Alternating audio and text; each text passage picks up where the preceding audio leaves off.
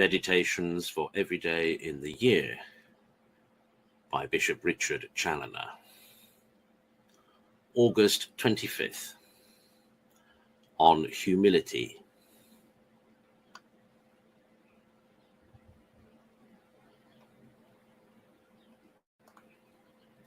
Consider first that the most necessary of all mortifications is that which teaches us to mortify our pride by the virtue of humility. Humility is the favorite virtue of heaven. All other virtues are nothing without it. They even degenerate into vices when they are tainted with pride. Humility makes us become as little ones, low, mean, and despicable in our own eyes, and willing to be such in the eyes of others.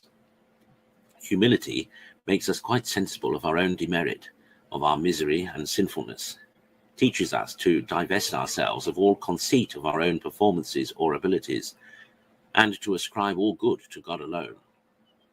Humility sits down in the lowest place, makes us sincerely prefer all others before ourselves, and pretend to no esteem or praise or honor or glory as due to us or to any excellence of our own, but to be fully and feelingly convinced not only that we are good for nothing of ourselves, fit for nothing but to do mischief, and deserve nothing but punishment, but also that 'tis owing to God's pure goodness that we are suffered to live upon earth, and that any one at all shows us the least regard, or does us the least service, and that all God's creatures have not a general license to rise up against us, and to punish us in all manner of ways for our offences against their Creator, that we are not long since in hell. Consider, secondly, that what makes this virtue of humility so acceptable to God is because God is the truth, and cannot help loving the truth.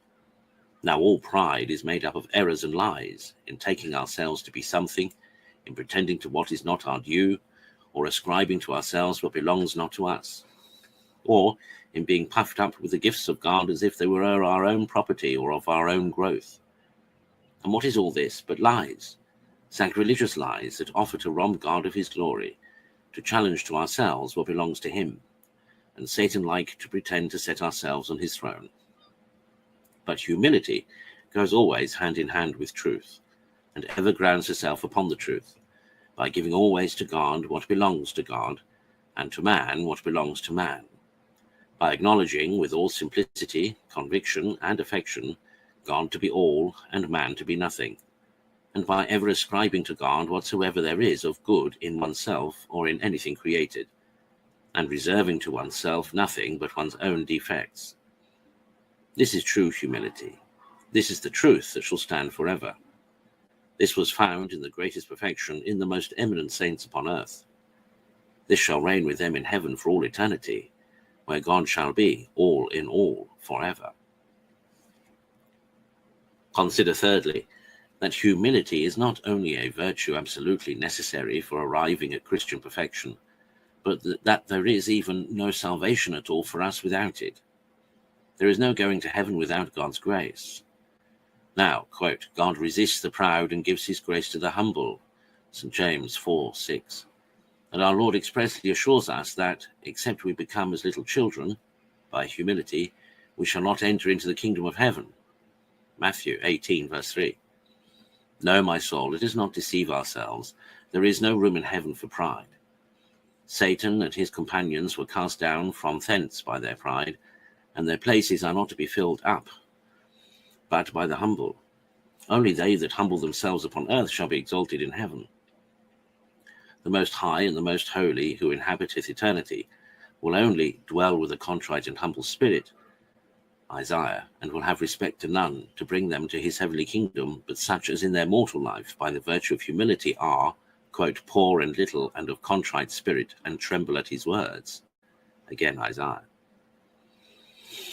Conclude, if thou wouldst have any part with God in his eternal kingdom, to be ever little and humble here upon earth. The more thou stoopest down and castest thyself under the feet of all by humility, the more God will lift thee up and exalt thee. For he alone is truly great and high, and ever looks down with a favourable eye upon them that are low and humble, to exalt them here by his grace, and hereafter in his glory. But as for such as lift up their heads by pride, and take themselves to be great and high, He keeps them off at a distance and regards them with horror. Quote, for the proud and arrogant are an abomination to the Lord. Proverbs 16, verse 5.